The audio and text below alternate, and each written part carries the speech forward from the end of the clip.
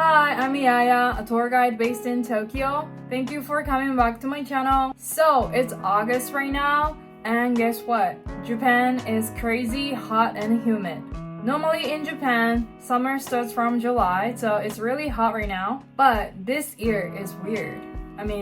What is this humidity? It's definitely the next level. I'm not even joking, but when I go outside, I feel like I'm in the jungle. So how about you guys? What is the weather like in your country? Hot, rainy, or humid? Well, anyway, let's keep it up and stay healthy. We won't let the heat defeat us, right? If you're interested in booking a tour with me, please visit YAYATABI.com, or you can just send me a DM on Instagram. Today's video is super important for anyone planning to travel to Japan in the future. Japan has its own public rules and unspoken manners, but many travelers from abroad aren't aware of these. And sometimes it's easy to feel confused by the differences. But don't worry, you don't need to think, maybe I won't be welcomed in Japan if you watch this video. And learn the basic rules before coming. You won't have to worry about feeling like an outsider or embarrassing yourself. So let's dive right into it. Japan is known for having lots of public rules, and for tourists they can be a bit overwhelming, especially since many of them don't exist back home. But those same rules are what make Japan so clean, safe, and efficient. So, if you're feeling unsure or even a bit out of place, don't worry, even locals sometimes feel that way. I made this video to help you feel more prepared so you can enjoy Japan, follow the rules with confidence, and truly feel like part of the culture.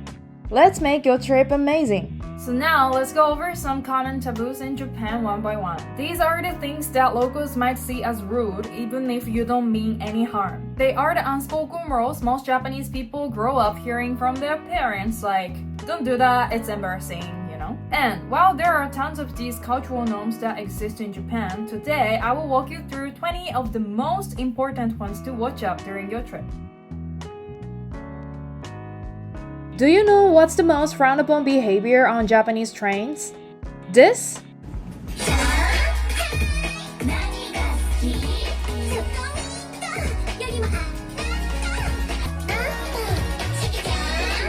Well, this is something we should never do pretty much anywhere, right? The answer is talking on the phone and even video calls. While you might see some Japanese people calling on the train, it's generally frowned upon because it disturbs others. And in Japan, avoiding these behaviors that bothers others in a public area is something parents work really hard to teach their kids from a young age. If you are on the phone on the Japanese train, this will happen sometimes.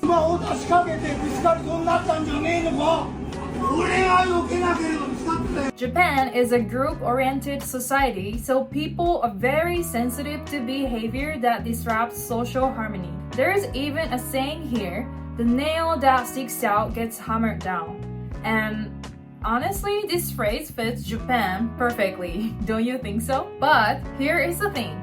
It's actually this kind of social pressure that helps keep Japan so orderly and clean. Because of Japan's ingrained sense of cleanness and safety, the streets are clean, the public restrooms are well maintained, shop staff hand you your change with both hands, and even bikes left on the street rarely get stolen. It's not just about laws. It's about everyday manners that people follow as part of living in Japanese society. Of course, we're not perfect. Japanese people aren't robots. Some break the rules too. But just because you see someone doing it doesn't mean you should copy them, right? If you take even a little bit of what I shared today to heart, you will feel much more comfortable during your visit. Alright, now let's go over 5 more things that you shouldn't do when using public transportation in Japan. Some of them might seem small for you, but they really matter here, and being aware of them will make your trip much smoother.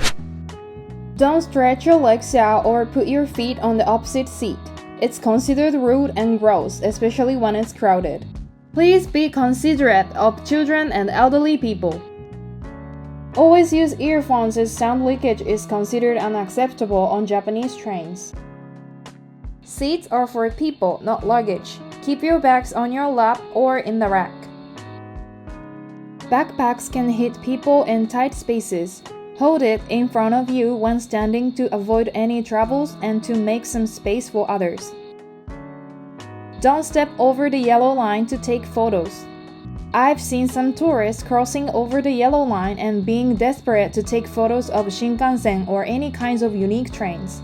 But at the same time, I've heard that station workers yelling or announcing like please step back so many times. This situation can cause any serious problems like even stopping the train operation. So please don't cross the yellow line, it's for your safety. Now let's move on to dining manners, especially when using chopsticks. Never point at people or things using chopsticks. It can feel aggressive or impolite. This resembles a funeral ritual in Japan. Use a plate or bowl instead. Avoid leaving them in your mouth when not eating.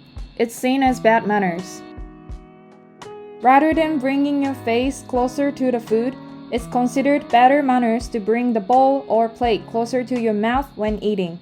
In Japan, the act of bringing your face very close to the plate while eating is sometimes called inugui, which literally means dog eating. Try not to eat with your elbows on the table, it's seen as bad manners here. In Japan, people often keep their elbows close to their bodies while eating.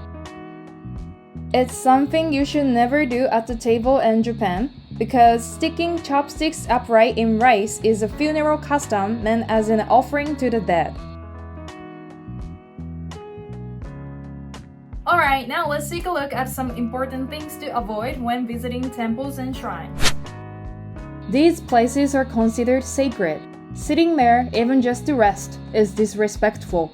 Or you might be judged by others, just like this woman.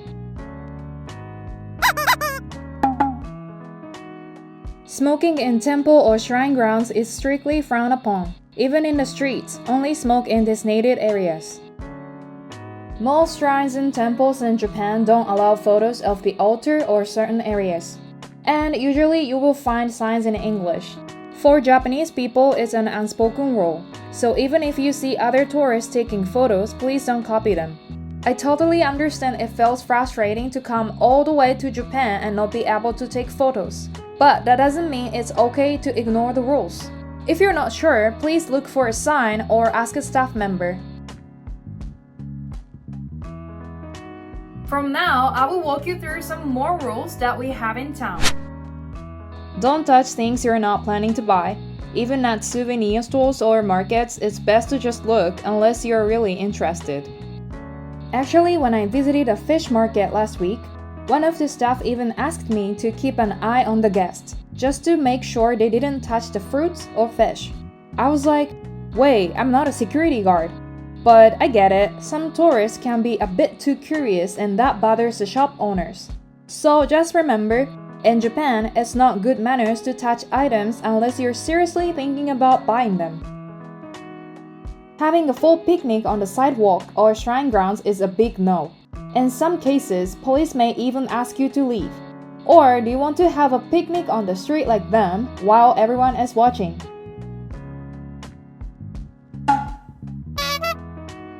Please don't try to rush across the street when the red light is flashing. I've seen many tourists get honked at by drivers, and in many cases it's because they are crossing the road even though the light is still red. Maybe that's normal in your country, but in Japan, especially in the big cities, it's important to follow the traffic rules. Being honked at really stands out and can be embarrassing. I just want you to have a safe and fun trip. In Tokyo and most areas of Japan, stand on the left side of the escalator. In Osaka, stand on the right side. Please try to always leave space on the escalator for people going up or down. I know it can be dangerous sometimes and there are actually announcements asking people to stop. In Nagoya, which is located in the middle of Japan, the subway has been advising since 2004 that people should stand on the both sides instead of leaving some space, making it safer for everyone, including people with disabilities. I live in Tokyo, so standing on the left is normal for me. But when I travel to different areas in Japan, I try to read the room and follow what locals are doing. Even if you just want to rest, you are expected to order at least one item per person. Some places, mostly restaurants, may require a food order, not just drinks. Alright, finally, I will talk about some cases of problematic tourist behavior in Japan that have even made national news. Oversized luggage blocking the aisles on the Shinkansen. Recently, the news has reported a problem with some foreign tourists on the Shinkansen. Large luggage requires the reservation, but some tourists don't know this and place their suitcases in the reserved space. When Japanese passengers who reserved space properly move their luggage, these tourists sometimes complain. In some cases, they even leave their suitcases in the aisle, causing trouble for others. Please remember to reserve space for large luggage and be considerate of other passengers. Tourists running into traffic at the famous Mount Fuji crosswalk just to take photos. Tourists are flocking to the Lawson store famous for its views of Mount Fuji, causing traffic and crowding problems. Dangerous or disruptive photo taking. Many tourists are so focused on taking photos that they completely ignore the Japanese residents and other people passing by, causing a lot of trouble. Selfish tourists step into the street, block traffic, climb dangerous spots, or even cross the yellow safety line on train platforms just to get a shot of the Shinkansen. These actions are extremely risky and can cause serious accidents. Littering in busy tourist areas. Over-tourism has made littering worse, especially in urban tourist areas. Many tourists praise Japan for its clean streets, but over-tourism has also caused some areas to get dirty. Not all tourists litter, of course, but even one person acting selfishly can negatively affect others and ruin the image of all the tourists who follow the rules.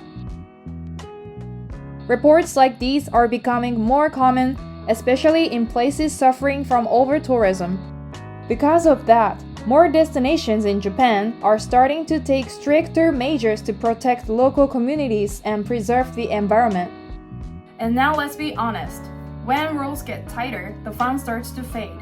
Nobody wants to go on vacation and feel restricted, right? That's why I believe it's so important for travelers to learn just a few basic manners before coming to Japan. As long as we all do our part, Japan will remain a welcoming and enjoyable place for both locals and visitors.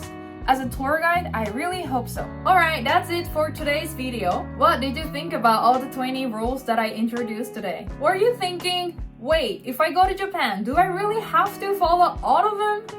What if I mess up? Traveling Japan sounds really stressful. I get it. It might seem like a lot at first. But as a tour guide, I truly believe it's very important to share all these basic cultural tips, not to scare you, but to help you enjoy your trip without any awkward moments. For us, many of these aren't really rules. They are more like habits we've grown up with. Things we were taught from a young age, like be considerate, don't disturb others, and respect shared spaces. I've traveled to 4 countries and lived in the States for over 5 years. One important thing I've learned is this. As long as you act respectfully and try to blend in as much as possible, people won't treat you badly. In fact, many locals will appreciate your kindness and thank you for visiting. So don't worry, you don't have to be perfect. If travelers avoid forcing their own cultural norms in Japan and stay open-minded, their trip will definitely be a more enjoyable and valuable experience. Alright, thank you for watching today's video. Drop your questions in the comments. I will do my best to answer them. I have a little quest for you. Please make sure to leave your answers in the comments as well. What was the most frowned upon behavior on Japanese trains? Again, thank you for coming back to my channel. Have a great trip in Japan. And also, I'm looking forward to seeing you guys here in Tokyo. Bye to the next video. Bye bye.